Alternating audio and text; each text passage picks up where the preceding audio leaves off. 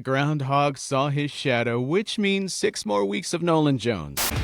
Zach, the show has many sayings, many mantras, many choruses that we repeat quite frequently. One of them being, don't listen to what they say, pay attention to what they do. Unless we're talking about the offseason to this point, and we go back a few days, especially into last week when we were talking, also pay attention to what they say because they said they're going to target all of the young players in their organization and clear a path for them to play. And then over the weekend, a number of players signed that would have potentially made sense with the Guardians, and none of them found a home with Cleveland. So, yeah, pay attention to what they say. They're telling you what they're going to do. They usually don't. And there's so much nothingness that you have to sift through the clutter, right? To maybe find the one thing they're telegraphing. I don't know. It's February. Thank God. Spring training's around the corner. I don't have the energy to talk about who they didn't sign, what they didn't do. We've done it for months. It's pathetic. There's no excuse. You can make a million excuses. In the end, there's no reason you could. You can do all the things you wanted to do. You can let the young kids play. You can keep your payroll at the absolute bottom of the league, and you still could have just given yourself a little bit of depth, a little bit of protection against Chase DeLauder getting injured because, I don't know, what if that happens? Is there any chance that Chase DeLauder might get hurt? I don't know. And what evidence do you have that could happen? And so I don't feel like, maybe by the end of this mug of coffee, I'll feel like delivering the same sermon I've given 83 times this winter and every winter. As recent as our last Patreon show, it's 4 days ago, we did it. And that's why I didn't want to come on here and do that again. But Austin Hayes was a name that we talked about all offseason as being a potential fit. And Chris Antonetti said right before we did the Patreon show that the money hasn't been the issue. It's more so playing time because they do want to clear the path for younger players. Here's where my mantra sticks. Saying money isn't an issue is a half-truth. Because it's not an issue if you want to go re-sign Lane Thomas or Austin Hayes, which those opportunities were right in front of them. And I love when you hear it. It's not just Cleveland. You hear this everywhere. You hear it in other sports too. But it's like, well, we offered the same amount and they just chose this. Or we offered even more, but they wanted to go to this place. And it's like, you say it all the time, TJ. Well, you could have done even more to get that player. It's not like you submit your offer and there's no communication, right? Like you're dealing with an agent and the agent is, you hope, giving you some sort of clue as to like what matters to the player and what it might take to get him. It's not like the player would say, we couldn't get a better deal. Well, I don't know. I set a timeline and everyone just send me blind bids and then I pick the best one. You didn't negotiate? Wait, that's possible? Right. Come on. So there is some truth to, Austin Hayes wanted every day at bats, right? I had been hearing that and it makes sense. He goes to the White Sox where he'll get that most likely. But could you have overpaid him to come to Cleveland to maybe not get that? Could you have sold him on the fact that, hey, we're probably going to primarily have you face lefties, but look at the composition of our roster. Like, odds are you might work yourself into everyday at bats or close also, to it. Here's $2 or $3 more million than you were going to get beforehand, which that might outweigh the playing time thing. And at the end of the day, he probably will find himself in a winning position anyway by the time the year is over because if you're a team like the White Sox, I applaud moves like this. This makes sense for a team like the White Sox. Raise your floor, start to win some games. That would be nice. But also, I think the best case scenario for a bad team, I think we've seen the Rockies do this to a certain extent this offseason too, and this is probably what bad teams should be doing more of. Target guys that you think will be worth something at the deadline that aren't getting the attention right now, because now you just spend a little bit of money and in return you might be able to attach a lottery ticket prospect on the back end of this, and all you did was spend maybe 3/4 of the amount of money that you initially signed that guy for. You were better for it in the short term, and then maybe that turns into you being able to grab somebody that you liked in the draft a few years ago that you couldn't get your hands on, and now that team has soured on them and you like them. It's setting yourself up to give you some options down the road. So I would not be surprised if by the end of the year, Austin Hayes might find himself on a team like the Guardians that is targeting more something that, as you get nearer to the playoffs, a guy that fills a very specific role is very meaningful to you that is getting overlooked right now. Yeah, and then you're going to end up spending a prospect to acquire him for 2 months instead of just spending some cash, which you should have plenty of, to have him for 6 months. By the way, the White Sox dumped Luis Roberts' $20 million contract and then went out and spent that money and then some. That's Kudos possible. to them. You're Now, allowed to do they're a that. Chicago team. They should have a much higher payroll than they run out there every single year. But the Guardians now, I believe, I know I had heard from team sources that they internally have themselves at $78 million, and that includes Emmanuel Clase's $6 million, and it includes a bunch of like Trevor Steffen's buyout at the end of this season, Sean Armstrong's buyout. So like 78, but really less than that. And I think the only team lower than them is the Marlins. So again, I'm never the guy who's like, spend money just to spend money and you need to have this massive payroll. No, but like when there are glaring deficiencies that you have been pointing out since the minute the season ended, come on. You're not going to fool me into thinking like, oh, it'll be perfectly fine because we have all of these rookies who are injury prone.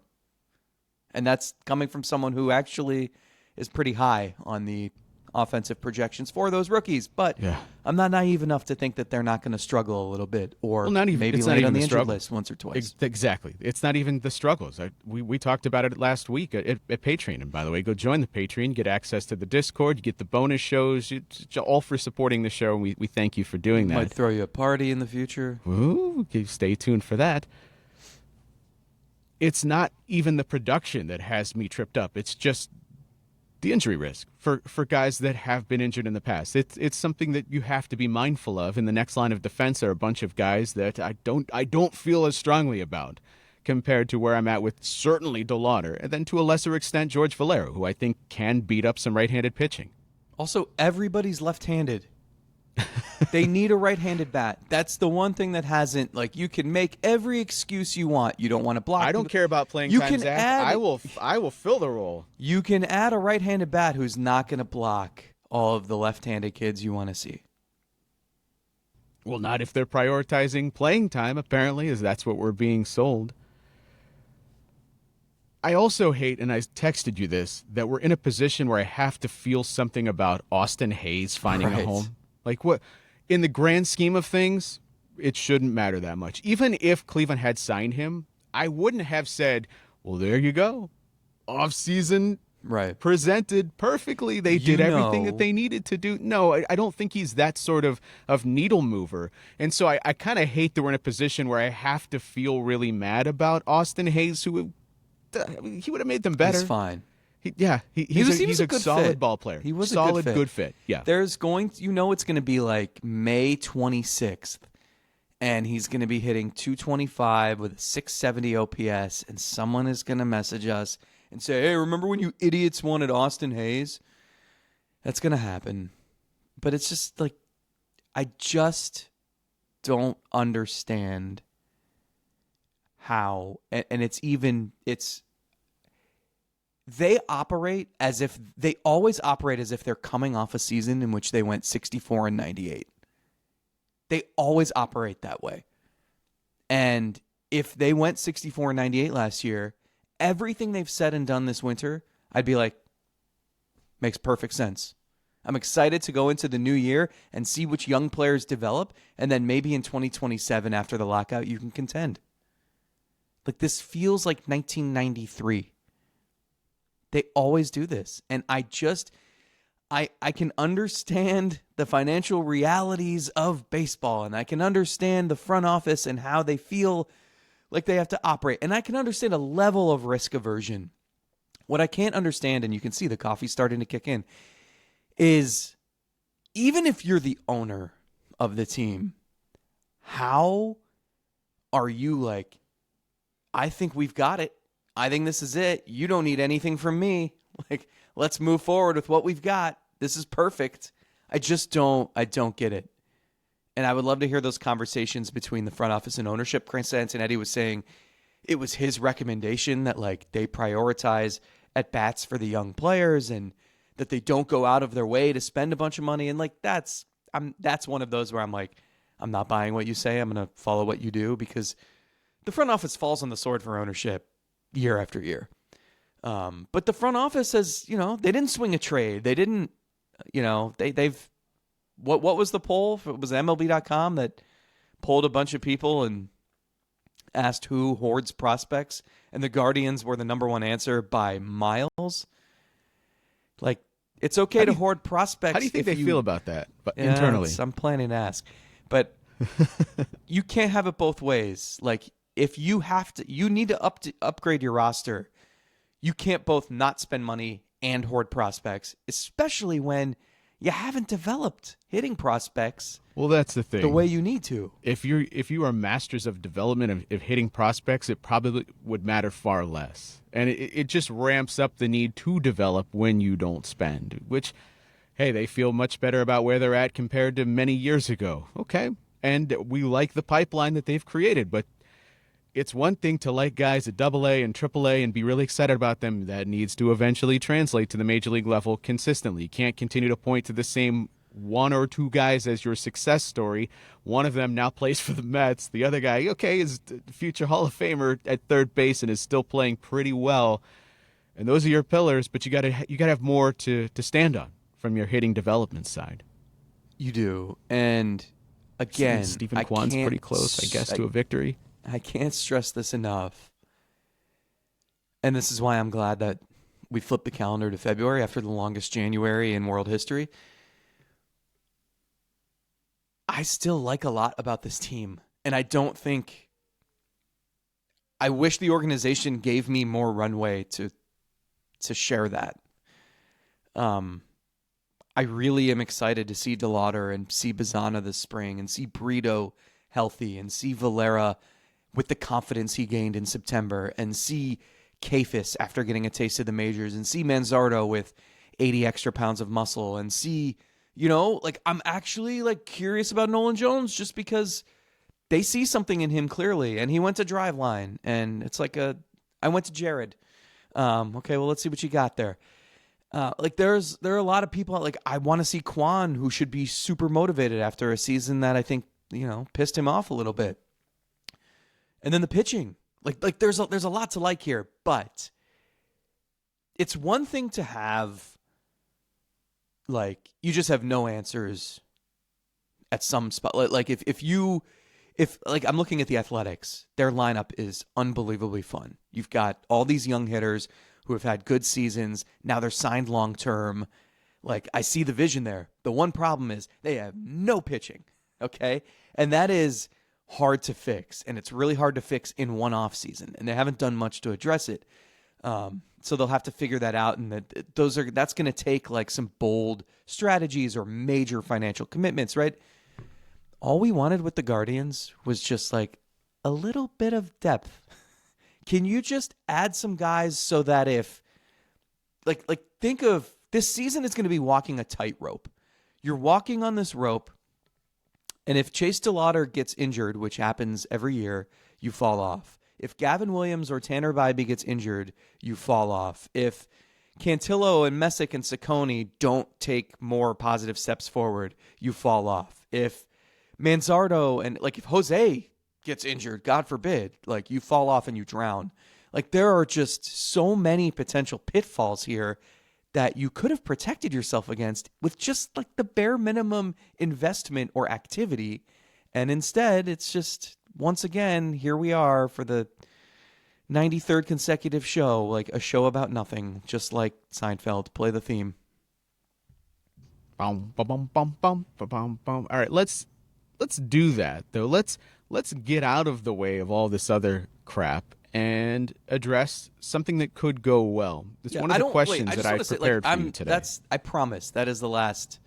Let's not have this conversation again. Well, I didn't want to do 50 more minutes on it, but it's in the news right now because that one of the guys that we have talked about did sign for two of them. Did you like Suarez at $15 million for 1 year? Sure. And it's interesting that he's willing to take more DH at bats. I thought that would be more of a hurdle for him. that he would want to play more third base, and he's not going to do that there with Ke'Bryan Hayes. So let's push this forward to 5 questions I have for you, sort of a survey sort of thing, some fill in the blank, a true and false, and one that is fits neither of those categories. But let's start with the more positive end of this. I was told in the comments last week that we don't do a good enough job of highlighting the things that we feel good about, and we kind of talk about this team like it's a 68-win team. And I think we do say, hey, we think this is a good team. If we operate from the baseline if we think this team will compete for a division, but we don't spend enough time talking about that. So the first question that I have for you: if the Guardians win the division in 2026, it will be because of blank. The rotation. I think back to this is not a fair comparison. This is the golden standard, but do you remember some of the crazy stats from the 22-game win streak in 2017? Like the Indians hit more home runs than they allowed runs during that streak, which is just bonkers. Every game, whoever was starting, whether it was Cy Young winning Corey Kluber or really good Carlos Carrasco, whoever it was, Josh Tomlin had some gems in there. They were going 6-7 innings, no runs, 1 run. That's how you get on a roll. Like, that team wasn't winning. I mean, they won some games like 12-0, but a lot of games 3-1, 4-0. This is not that rotation, but we saw a pretty similar stretch in September, and it was 6 guys. And I'll keep bringing it up, but I remember voting for Pitcher of the Month in September, and I had narrowed it down to like 4, 5, 6 guys, and like 3 of them were Guardian starters, and the ones who didn't make that final group were also having really good months. So I think it's that. I think that that it's the easy answer here. It's like what's the best case scenario for the lineup? Middle of the pack offensively, because Bazana and DeLauder hit the ground running and stay healthy. It's going to be the rotation, and it's feasible. Now, again, you don't have great depth, at least not early in the season. You can build a case around Cal Steven and Yorman Gomez maybe later on, but we've seen Williams pitch like an ace. We know what Bybee can do. I think we're both on the same page with Joey Cantillo, and can he cement himself as the number 3? And then between Messick, Ciccone, Logan Allen, like, you've got the makings of a good group. I don't know if it's got like top 5 potential, but I think the answer to your question, they want to be in a place where every day you have every guy on the hill gives you a great chance to win. That's what you're looking for. There's no day where the 5th starter's on the hill today. Well, we'll pretty much punt this one, but we'll set ourselves up for when the ace comes back the next day. Yep. Yeah. I think that's attainable. But they're going to need some, you need Williams and Bybee to stay up here or even push past that. What we've seen is their best to this point, and you need continued development from the other guys. Yeah, because you can't expect them to pitch like the best rotation in baseball. You can't expect the baseline level of expectations for Tanner Bybee can't be, hey, ERA in the 1s? Sure, let's repeat that again every single month. So the hope is, while that rotation comes down, it's the offense that's rising up to meet them. So you're still winning games, but just in a different way compared to last September. That's not sustainable. The way they were winning games in September last year, you can't do that over a full season. For a month, sure, it is achievable, but certainly not for 162. And I think while I agree with everything you said about the rotation, and that's probably the biggest key for this club, I think if they win the division, it is because we did see those younger players take that step forward on the offensive side. Is it possible that with a healthy DeLauder and with Valera and CJ Kafis taking another step forward and replacing some of the really bad offense that we saw last year with just even average guys, the Fs into Cs that we talk about quite frequently, raises the floor significantly. Yeah, I can see that. And it's not like you have to squint too hard to see Chase DeLauder playing extremely well. George Valera crushing righties. I can see that without having to really talk myself into it. Now, obviously, depth is the biggest question on the offensive side of things. But I can see a scenario, certainly, where even Bo Naylor is better, Brian Rocchio is better, and I'm not even talking like, hey, these guys are in the competition to be all-stars, or even fully realizing some of the hope that we once had for them. But if either one of those guys is consistently league average for an entire season compared to what we have seen, that's a massive difference. To go from a lineup that was like, well, 1 through 3, 1 through 4, that's pretty good. Outside of that, oh my God, that looks terrifying.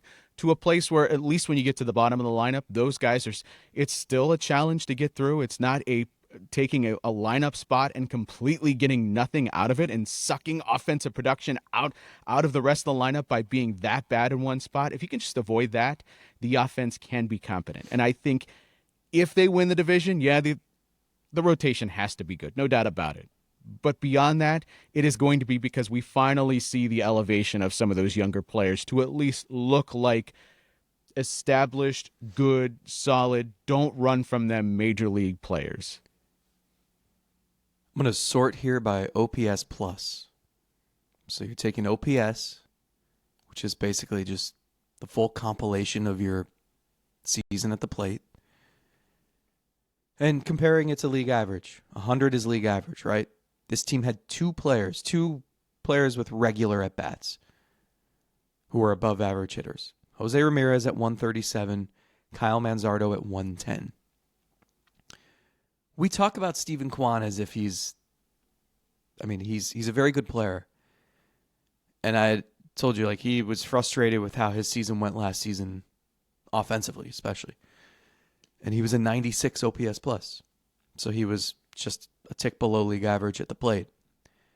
Who was next? Who ranked fourth on this team? Who was the fourth best hitter on the 2025 Guardians? Minimum of how many at-bats? Let's say a minimum of 150. Oh, goodness. Oh.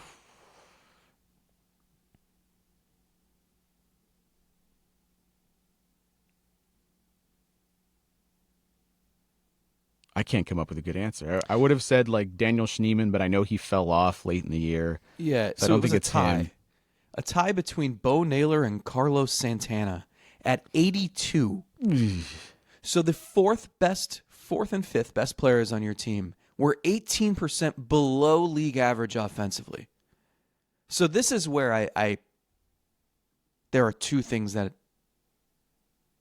need to be said, and I agree with you. I can see Bo Naylor being better. I can see Brian Rocchio, who is 75 OPS plus, being better. I can see Kafis and DeLauder and Valera being breaths of fresh air. All of that can be true. You still need more. You need external help. You cannot just assume the best. That's not the premise of this question. I want to know, things went well. Tell me why they did. You look down this list. Schneemann, 76. Arias, 76. Martinez, 73. Jones, 68. Rocchio, 75. I just hear a bunch of guys that I think can be better than that. It's not like they had a team full of guys who were just like below average. They had a team full of guys who absolutely failed. And it's all about how you spin that. That is beyond even explanation. So I think David Fry will be better, even if I don't think there are some that are positioning him to be as good as he's been in the past. And I don't know that that's him. Realistically, I don't know if you can count on that. But is that a guy that's better than league average against lefties? Yeah, he is. He's not that bad. He's not that bad. And I think through the replacement of DeLauder and Valera and Brito and maybe Bazan. I think those guys are better than some of the other guys that you just named. So you're raising the floor. I'm not arguing for them to be a top 5 offense here. I'm saying the scenario is they won the division in 2026. Now tell me why that happened. And this is the scenario to sort of make that happen, is that everybody played better. Even if it's guys that didn't play significantly better, they were just playable compared to what they were last year. Yeah, I mean, I don't know. You can't just wish that everything goes exactly how you want it, right? Like, otherwise, like, I'm not married to Hillary Duff with $500 million in my bank account. So you have to be realistic, and you have to assume that there are going to be some things that don't go your way. Hey now, this is what dreams are made of. If the Guardians fail to make the playoffs, peer into that crystal ball, they did miss the playoffs in 2026. What happened? It will be because of blank. The most obvious stuff ever. No, I mean, let's give a more creative answer than the offense performs how we think it'll perform. I will say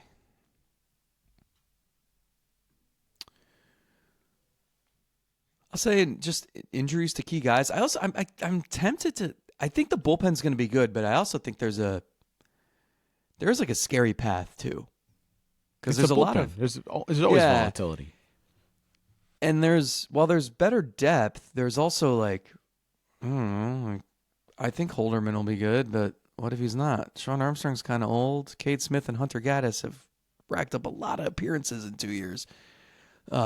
I'll steer clear of that. That's the challenges of making a bullpen the backbone of your team. Yeah, I also think it's a lazy answer. I'll go the fact that there's just no margin for error.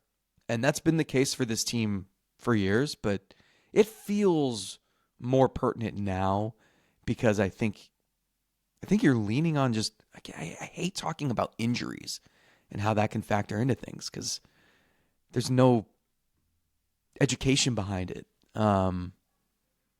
But it's a fact, like José Ramírez is 33 years old and like, God forbid the guy plays 159 games every year. Like, what if he doesn't? What if this year he doesn't? There's no margin for error for this team. And that goes for the pitching staff too. So I'll just say that rears its head. And, if they get hit in the wrong spots injury wise, I don't know how they recover.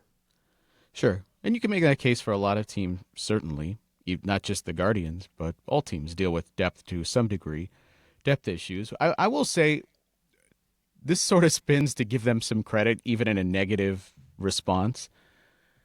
I think it'll be because one of the other teams in the division had sometimes you look at the projections and you see, like, here are the positive ends of the spectrum compared to the lowest ends of the spectrum. And I think it's because one of the other teams in the division just had one of their more positive outcomes. They got the Royals. They got the better batting average on balls in play and outpitched their metrics to a degree, and they just had the more positive end of their outcomes. Because this is where I'll give Cleveland the credit. Even in some of their worst seasons, they still stumble their way into being there at the end. Yeah. Even last year, if it hadn't resulted in them eventually coming back to make the playoffs and win the division, the fact that they were there in the end, considering everything we saw them get through, is a testament to whatever they do. Is that a predictor of future considerations? No, but when it happens every single year, I feel like whatever it is. Brewers are like that too. Whatever fairy dust, they used to call it,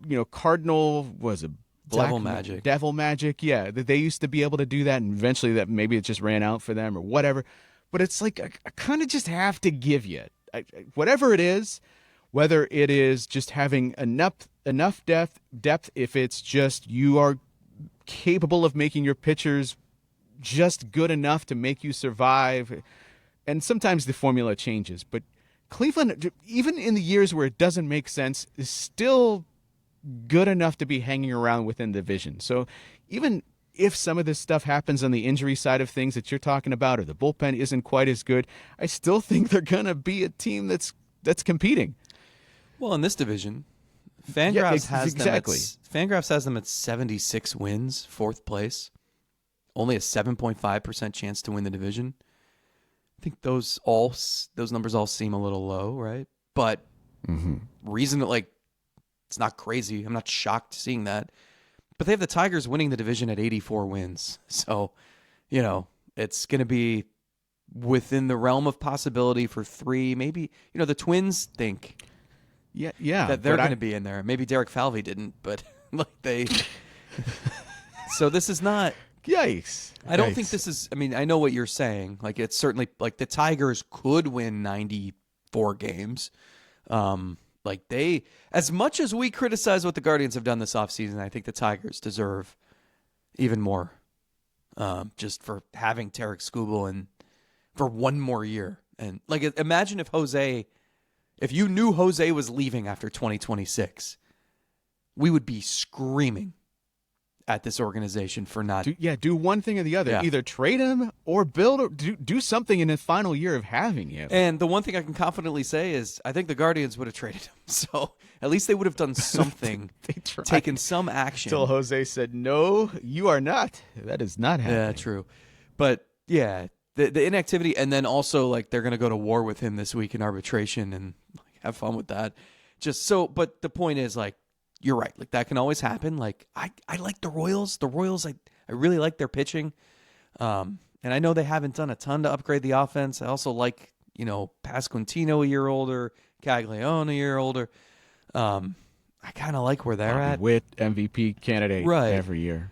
They would be they might be my pick to win the division. I'm not sure. But, like, there's a scenario where they win 90 games and it's like their top end outcome, right? But again, we're not talking like... There's no juggernaut in this division, and it's going to take something like that to make the division completely unattainable. And also, by the way, like, it could also be the Guardians. They could be that team that everything breaks through. It could be like 2 years ago where a lot of things broke the right way and they somehow overcame injuries and, Ben Lively was their ace for a while and they went almost wire to wire. Like, it's possible. So they almost like skirt by with the inactivity because they play in the AL Central and, they're kind of just in the same boat as the Royals and Tigers, and I think it'll be a closely contested race. Yeah. Well, I think my point here is I don't see a scenario where they're just extremely bad. I don't think that's... Right. What's the lowest win total you could wrap your head around? Probably like 74, 75. Okay. I agree. And that's like the lowest end of the spectrum. I think they're undershooting. Some of it is just based on whatever the fairy dust that they sprinkle on. Maybe it's just clouded some by the division being as wide open as it is, but it feels low to even say that they're a below 500 team. I should also say that, like, Fangraphs in the American League, that the number one team they project is the Mariners at 86 wins. 86.3. So I'll also say, like, it's not, and this was the case the last couple years where there hasn't been like that dominant team. I mean, if you look at the National League, it's like the Dodgers are scary. The Phillies are always scary. The Braves are scary. The Cubs got way better. The Mets are always going to be in that conversation. I think the Giants look better now. The Padres are always tricky, although they might be tailing off. The Diamondbacks are trying to win, I think. The Reds got a little bit better. In the American League, it's like there's a lot of good teams. Like the Blue Jays should be really good, but like the Yankees are running it back. Do they terrify you? I thought the Red Sox would do a little bit more, be more aggressive. The Orioles got better, but again, like they were terrible last year. So the American League's wide open, and I don't know. Maybe that also makes these teams a little hesitant to just put all your chips on the table. Man, that would push me the other way. I would say, look at these teams. I agree, no one wanting to do anything. One move, and I'm heads and tails above. Nobody wants to take risks. I know, because it keeps your job. Yeah. If you just keep coming back and saying that we just plan to be 86-win team, and if you keep accomplishing that, then you've accomplished your goal, and so how can you get fired? Fangraphs says the Astros at 82 and 80. The Blue Jays at 85 and 77 seems like they're really underselling them. Yeah. Blue Jays are a team, though, that's weird. How many years did they underachieve? And so that's kind of factoring into some of the projections for players, too. I also wonder, factoring in underachievement. Like, we've seen Trey Savage, but the computers really haven't. True, yeah. And I know there's some mixed feelings on what his actual future looks like compared to just showing up in the playoffs, and for a guy that has that arm slot and has a weird, funky reverse breaking ball and a full season of Bieber. Yeah. Which the computers are like, but he hasn't had a full season in forever. Which is fair. Totally fair. I mean, this is already a guy that they're talking about slow playing this I'm just thing saying, at the like, beginning of the year. They're a tough team to figure out, but there's a ton of talent there. Yeah, exactly. I agree with that 100%. Who is the one player you are irrationally excited about? And that is the player that you can't really explain it. You can't find any one number, but you're pumped about them. Irrational? Yeah. So like which makes it difficult. It's got to be someone everyone else is gonna think stinks. Just like for me personally, I couldn't say Joey Cantillo because I've pointed to actual reasons that was the first why. name that came to mind. I really am excited about. Did you see? I think MLB Network Radio tweeted out he's the next Paul Skeens. Sure. I was like, no. We have been driving the bus on the show already. Steve Phillips, go sit down. You can't have him. Joey Cantillo. That's our call. He called and raised he raised our bet. I mean, we said we think he's gonna be good, and this guy says Paul Skeens. So I don't know if I can go that far. Matt Festa, no. I'll say, okay. So irrational, and then I'm gonna go with two guys. I'm gonna go Bo Naylor. And Rocchio came to mind first, but with Bo Naylor, I can actually point to with Rocchio, it's like, oh, the calendar flipped to October, and now he's Babe Ruth. And then that's at least Bo Naylor has done this for like a month. And there's also just more ceiling there because it's power, because he had the really substantial walk and strikeout rate trends that were encouraging last season. And there's got to be a way. There's got to be some homework he and Grant Fink can do to figure out, okay, now how does this translate to just better overall offense? I think, remember in the minors too, he'd have one awesome year, then one horrible year, and then one awesome year, and then one horrible year. And I just wonder, maybe in the majors it just takes longer, but he's proven throughout the course of his professional career that in time he can adapt and improve. And so I don't have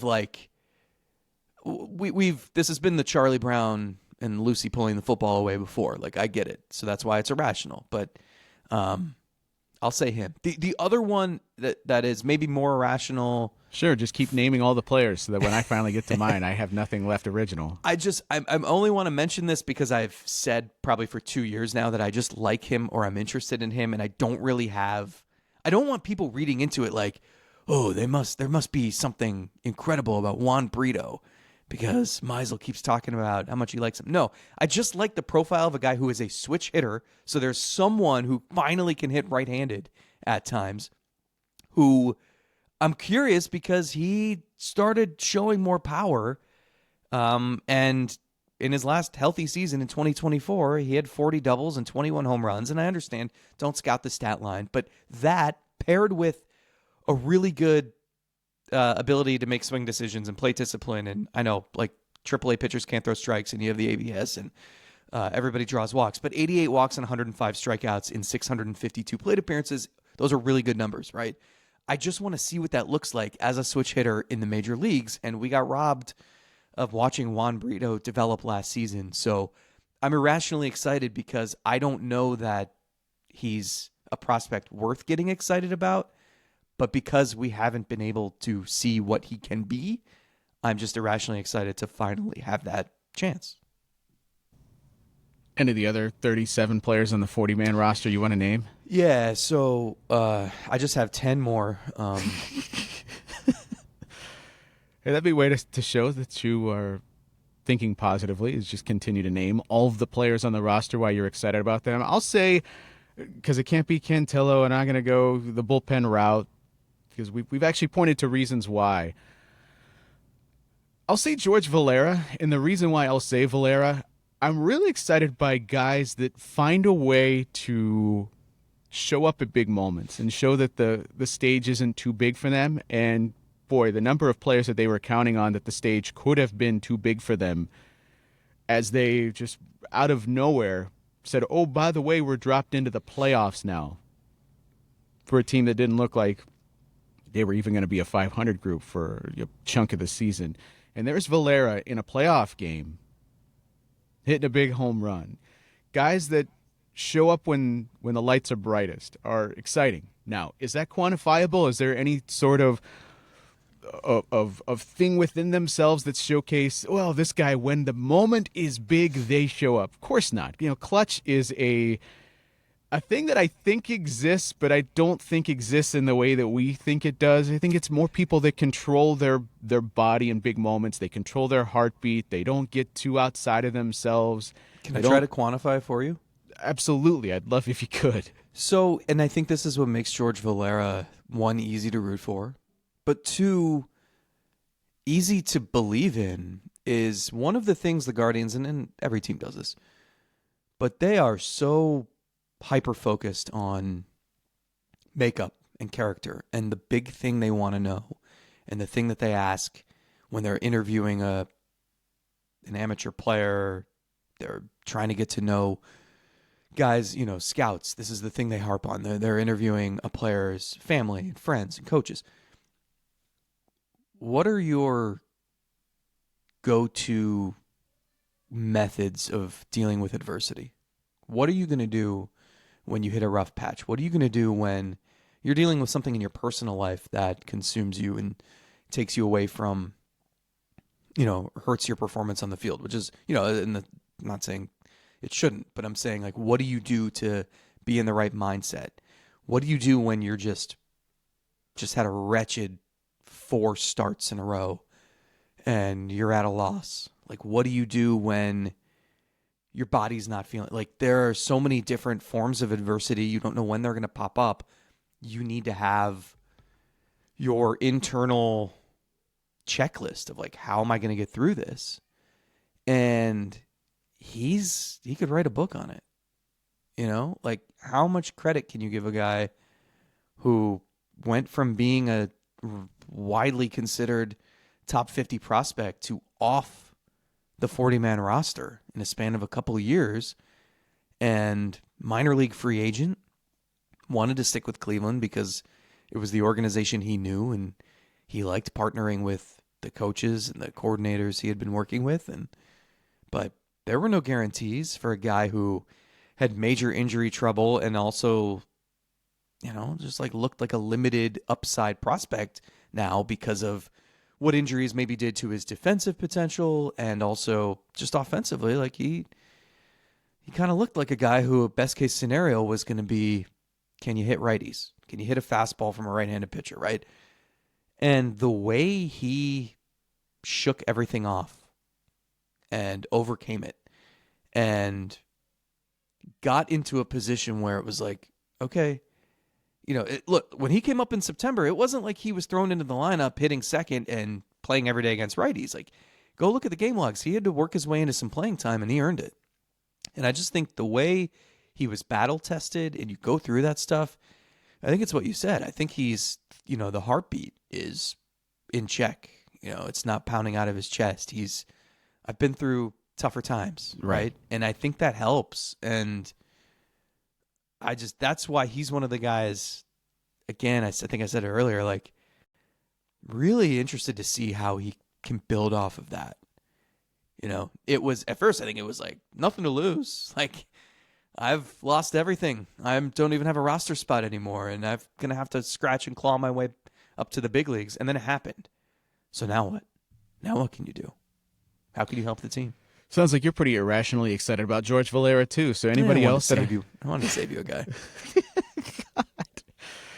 No. You quantified it better than me. Guys that have been through it, that have come out the other side and tasted some success. And so it's no longer a matter of, can I get back there? Can I do this again? You did it. You emerged on the other side, and I won't say unscathed, but changed, and hopefully for the better. And it can better prepare you for moments like a playoff game, where, as you said, you've been through so much. And the other end of this is you're not playing at all. You don't have a job. You're not even on a field. Forget in the playoffs. You don't have a spot anywhere on a major league roster, and here you are. So yeah, I'm facing this pitcher in a playoff game, and this is a must-win for us. But man, I'm playing with house money. Imagine telling myself a year ago, 2 years ago, I'd be sitting here today doing this right now. Who cares the level of adversity I'm going to face right now on a mound where I don't know what pitch the guy's going to throw? I can do better than that. I've been through better than that. Yeah, I mean, think about like his emotion when he hits the home run off, was it Flaherty in the regular season series, the series that kind of flipped the division, right? And like that, I mean, thinking about like what that meant to him in that moment, and listening to him talk and describe how a year earlier he's watching the Guardians, go to the ALCS, and he's rooting for his buddies Brian Rocchio and Jhonkensy Noel, who he had come up through the organization with since he was 16 years old, and he's lying with his leg completely immobilized, and thinking about how like on one hand, like he's so happy and excited for the team and his buddies, and on the other hand, he's like, that's all I got now, because I don't even know what my future holds. And so you can see you always talk about the pressure valve release. You see that when he has his moment, and it's finally that confirmation that seemed so improbable a year ago or 2 years ago. The confirmation that he belongs and he can do it. And then he tacks it on in the playoff game, right? And it's like, okay, you might have something here. And that's that confidence and the belief and the reminder, like, oh yeah, that's why you were so widely regarded. Yeah. Even to yourself. Like I think sometimes even players, I remember like Nolan Jones and Tristan McKenzie talking about how like they'd tease each other about being the number one prospect, and part of it was like the pressure that comes with it. It's like, oh, Nolan, you're the big shot now. You're number one. It's like you want to be number one, but also like you want to not pay too much attention to that stuff. And you can get lost in that. And then you can get lost in the other end of the spectrum too, where it's like, oh man, like I guess I have no future now. I'm off the 40 man. Like I've fallen pretty far down here, and you need that moment. He got that moment. How do you build off that? Yeah, proving it to yourself is more important than anything else, really, because the talent didn't just disappear. Now, we can argue whether or not the talent is good enough to survive long term, or what your outlook is forever, but your ability to occasionally do what he did in the playoffs or against Flaherty in the regular season, that's there. That didn't change overnight. That didn't just disappear from your skill set. So an ability to tap into that would be great. Yeah, if he can just do that against righties, that's perfectly fine. Like, I think he can carve out a nice role for this team doing just that. And you know what? If you prove to be playable against more, like all you got to do is play well, and you'll just keep biting off more and showing us that the guy that was once in there is still there, and that you're still capable of being that guy. All right, give me one player that kind of fills you with a feeling of dread or doom. Rationally or irrationally, I'll take either. Dread or doom? I actually struggle with this because I don't know that I feel that for any one player on the roster. Well, a lot of the dread or doom we've already experienced, right? Like, I don't know that I have a guy who has been successful, but I'm like, I don't think it's going to last. Well, I'll give you mine here and maybe steal one from you on occasion. Can I go? No. I'm going to go first. But I'll explain why I say this. I think it's Brian Rocchio for me, and it's not even that I think he's like going to be worse than we've seen so far, or even the same. It's just more so we've kind of operated with Rocchio, that this belief that there is more in there, and you're always just like the carrot in front of your face. I kind of want to quit here, but it's right there. You show me enough that I think there is a better big league ball player in there. But if we go through another season that looks pretty much the same of what we've seen, that pretty much erases that completely. Even if there's like a little good stretch here and there, another season of more of the same would just showcase this is what this guy is. And then you have to address a different question. Is that good enough for what this team needs as their starting shortstop or up the middle, depending on what the rest of the roster looks like? And so my feeling of doom or dread is more so, if we see this again from Brian Rocchio, that is finally the answer. And there's no more trying to talk yourself into more. I want to believe that what we've seen is the floor for him, but it might just be him. And the problem is that I don't think he's going to randomly run into 20 home runs. And, the walk rate, his rookie year was really good. Last year it was not. And does he need that to go back to 10, 11% for him to be a semi-productive hit? Like, I'm with you. I'll say Slade Cecconi. I say that not as like I'm assuming the worst. It's more just like I don't know what to think about him yet. Someone I spoke to the local Sabre chapter over the weekend, and someone asked me, we were just doing a Q&A, someone asked me what I think about him, and I almost like stopped in my tracks because I'm like, I don't know. There was some good and some not so good. You look at it, don't look at his Baseball Savant page, actually. Don't. Give him a few months to work on this year's page and then draw a conclusion. I don't want to put too much stock into a guy who is in the developmental stage of his big league career, where he's been in the big leagues, but there's a lot of like molding to do with the clay, right? And he joins a new organization.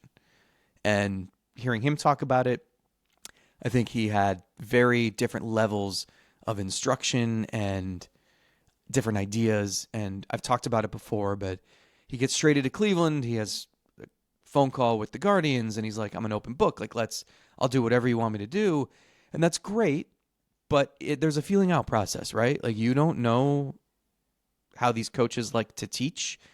Carl Willis doesn't know anything about you and how you want to receive instruction and what your appetite is for advanced numbers or super detailed, like pitching. Like, do you need a glossary? Like, do you know about all these fancy terms and thoughts? And Slade he's open to all that stuff, right? But you got to learn that. And you're going through spring training together with, building a relationship. And then you get into a season, and also you had the oblique injury. So that takes time away from that development. And it's hard to make substantial changes in the middle of a season, right? So I only say all that to say that you look at his Baseball Savant page, and like the hard hit rate was terrifying and didn't get as much swing and miss as you would want and didn't get people to chase at all. And there was still some good, right? We saw some brilliant starts from this guy. Overall, the ERA was fine. The strikeout rate was okay. There's room to grow. And you would think in year 2, with a full off season where the pupil and he knows the teacher, and then you get to spring training and you know exactly what changes you need to make based off year 1. Like, I think there's room for growth. I just don't know, because the evidence I have just makes me think. So I'm not saying it's not full on dread, but it's like this could definitely, there's a wide spectrum of potential outcomes here. I think that's a good one. And that leads us into our final question here. This one's actually a true or false, and I think maybe the most interesting answer. True or false? José Ramírez still has an ability to win an MVP. It's never been about José Ramírez's ability. How about that? I'm going to say true. Here's why. It's never been his fault. It's always been Aaron Judge hits 62 home runs. Got to give it to him. Shohei Ohtani exists in your league. Got to give it to him. Even last year, he finished 3rd. And only because Judge was just insane and Cal Raleigh hit 60 home runs, something we've never seen, right? So I say yes because I think his wide range of abilities. Like, nothing has changed about Jose. So if you're going to say no, then you would have answered no to that question 3 years ago. 2020, he should have beaten Jose Abreu. So I'm going to say yes, just from the standpoint of, like, if Judge isn't Judge and Cal Raleigh doesn't break a record, Jose's MVP. And I think it'll take improvement. Like, I think it would look prettier to voters if he hit like 297 instead of 283, right? If the slugging percentage was better. But I think if he has a season, like, just remember in 2024, he needed 1 home run and 1 double, and he would have had a 40-40-40 season. That doesn't happen. I think there are the elements there that could get him close. He just needs other people to not be otherworldly, if that makes sense. Well, I think really at the heart of this question is, do you still think he is the player that's been a 6.5 win player? Do you still think that he's capable of putting together another season like that? I'm saying yes. So the answer is yes there. So let's cross the second hurdle. The second hurdle is all the guys that have had these superhuman seasons. I don't think Aaron Judge is going to take a level of production decrease, but are there enough injuries? Or is there enough time missed? Is there impossible to forecast, right? But that's possible. Any given year, anybody could get hurt. So, okay, yeah, we say that that's possible. So the third hurdle that I think would need to be cleared is if we still think he is the guy that's capable baseline of creating that 6.5 win season, then the other thing that you can't really control is, can this just be the 1 year where, on top of being the player that has the 6.5 win season, so to get there, you got to steal the 40 bases. You've got to be in the neighborhood of probably 35 home runs. You got to continue to play outstanding defense. You also probably just need some.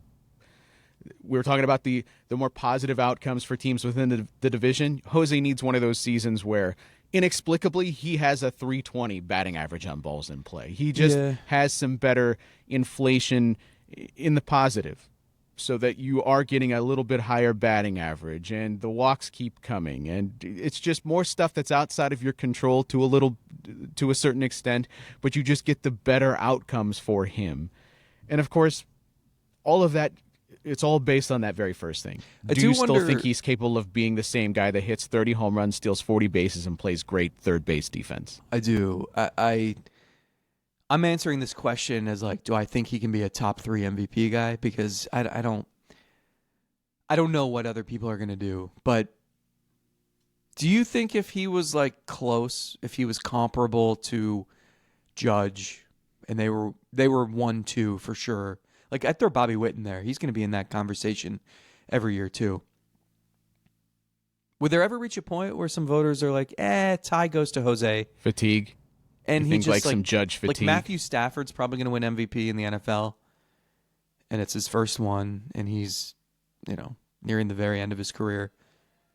And you could have made a case for Drake May, but don't people tend to, like, give it to the guy who... I will say yes. Yeah. Yeah. But and the reason why I say yes is because I had Judge fatigue last year, and I still told you I would have voted for Judge.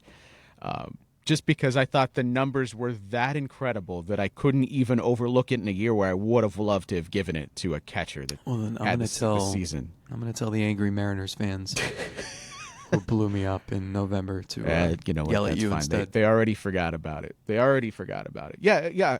I think if it's close enough, absolutely, Ty could go to someone that hasn't ever done it before, especially in the case of Ramirez. Like, even, let's say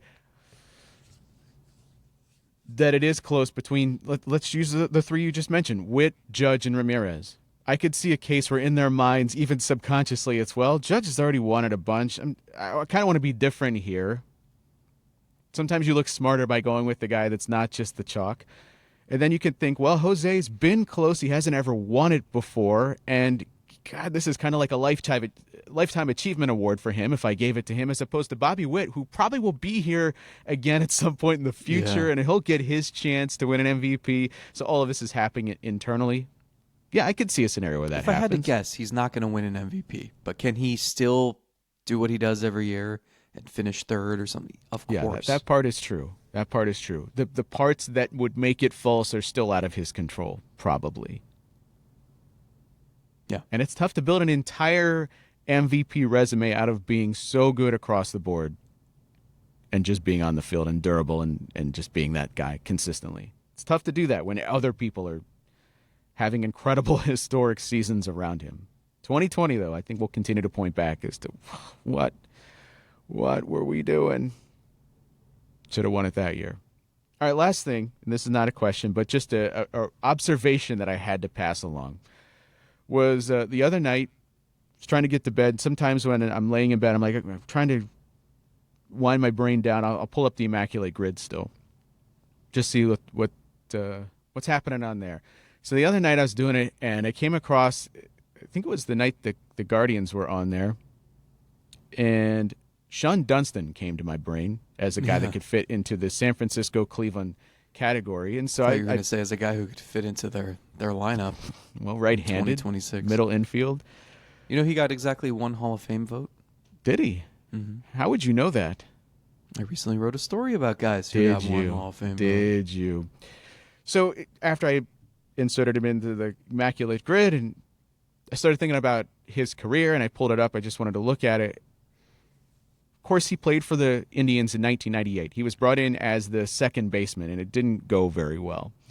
But that 1997 season, in my brain, I was thinking, well, that was kind of a long shot. But he had an interesting 1997 season that I want to focus on a little bit. He played for a couple of teams that year. His age 35 season, right before he came to Cleveland in 1998.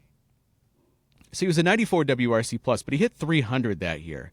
And the reason why I started to dig in on this season is because he had a 300 batting average in 132 games, 511 plate appearances, 14 home runs, 32 stolen bases. Like, that's not a nothing to add to your potential lineup here. So I can maybe sort of see, without the benefit of advanced metrics, and guys were aging differently for whatever reason at that point in the 90s. 300 batting average, 312 on base percentage. I thought, how in the holy you-know-what did that happen? So I started digging a little bit deeper. And so I looked at of course, if you just look at the Fangraphs page, you see a 1.6% walk rate. God, how? So how many walks did that actually become? With 511 plate appearances, he walked 8 times. The entire 1997 season, Shawon Dunston walked 8 times in 511 plate appearances. So I needed to know, how does that rank? All time and guys that got at least 500 plate appearances. Of course, you have to filter out some years of 1909, 1915, 1901, 1922, and 1905. Those are the seasons that are ahead of him in terms of walks. So, like, the lowest ever is 1909. George Stovall had 6. Oh, yeah, I remember. 595 was plate so appearances. Impatient. That is the lowest of the modern-ish era, beyond 1922 when Shano Collins had 7. Shawon Dunston, 1997, the 8 is the lowest. And the next closest is Ivan Rodriguez in 2007, had 515 plate appearances and had 9 walks. The lowest in this modern-ish era of the walk rate is actually D. Strange Gordon for the 2018. I think he was with the Mariners. It's kind of like Luis Ariz a little bit, right? Yeah. Could hit for a good average, just hitting singles everywhere, I guess, and chasing everything. I don't know. Like, did he have somewhere to be? He just can't take a pitch or two? Not going to walk at all. I mean, he walked 200 times in his career. He played 18 seasons. Barry Bonds had a season where he walked over 200 times just in the one season. Yeah. Yeah, D. Strange Gordon had a 1.5%, and Shawon Dunston had a 1.6. 2018 compared to 1997. The next most recent of walk rates is 1949 Virgil Stallcup, 1.5% in 589 plate appearances. That's ironic. Yeah, that dude didn't stall at all. Just swinging away. It has nothing to do with anything other than it eventually led to him signing with the Indians in 1998. But how do you have a season like that? 500 plate appearances, walk 8 times. That seems crazy. Like, you would have to, in your brain say, I'm not going to walk at all to accomplish something like that. And then he got traded that July. For who? Was that when they traded him to San Francisco? Yeah, with Jose Mesa and Alvin Mormon for Steve Reed and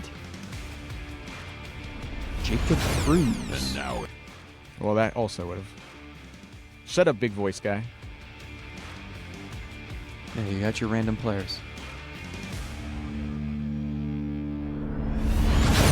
and now it's time for the random Cleveland used to play here guy of the day.